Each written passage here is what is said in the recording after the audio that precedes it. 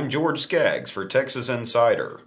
The current budget being debated by the Texas legislature is being described by some Democrats and public sector constituencies with words such as severe and draconian. While the current budget does represent a considerable reduction in state spending from the previous budget, when looking from a longer-term view, we see a very different picture, one of a continual upward trend in state spending.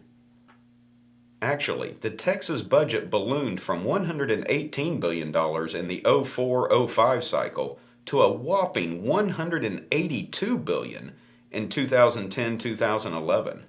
The fact is, that $182 billion budget capped a period of dramatic growth in state spending and actually capped an ill-founded spike in Texas spending beyond its means.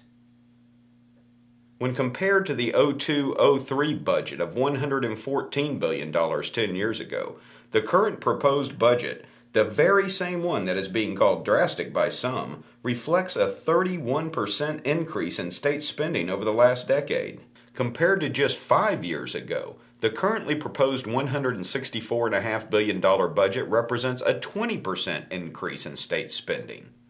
As the battle rages on at the state capitol, most of the objections being heard are coming from the public education establishment.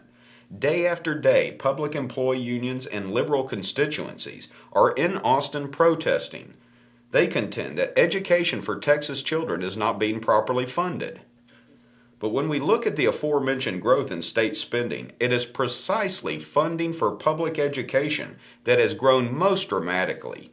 According to the State Comptroller's Office, over the last decade, education expenditures all but doubled from just under $28 billion in the 98-99 cycle to well over $54 billion in the 2008-2009 budget cycle.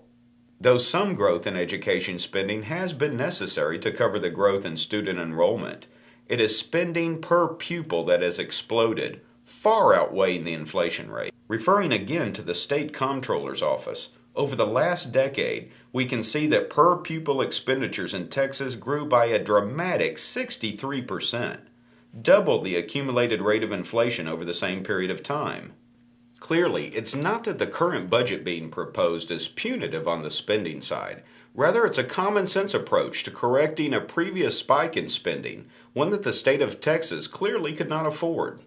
In a somewhat related development, after the House labored to pass their version of the state budget over the weekend, many tongues in Austin were wagging at Monday's proceeding in the Senate Finance Committee, where conservative Republican Senator Dan Patrick and Democrat Senator John Whitmire of Houston united to pass a rule requiring a two-thirds majority vote to pass any tax increase in this legislative session. For Texas Insider, I'm George Scaggs. Thanks for watching.